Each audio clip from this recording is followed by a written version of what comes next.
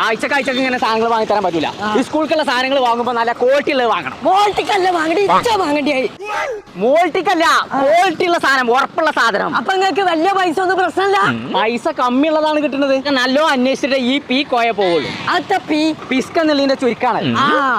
ഏത് കടയിക്കാ പോണേ? നമ്മൾ യജുമാർട്ട്, ഇതാണ് ഞാൻ പറഞ്ഞ കട, യജുമാർട്ട്.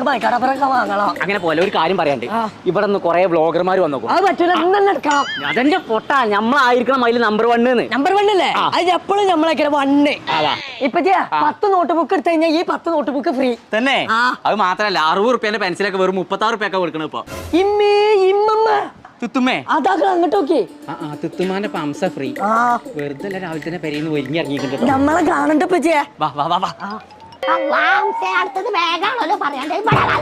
തള്ളന്റെ ഒച്ചേ അംസുള്ള ബലാണ്. ബർഗർ വാങ്ങിയേ. തിന്നാളൊക്കെ പോകുമ്പോ വാങ്ങാം. അത് തിന്നാളല്ല.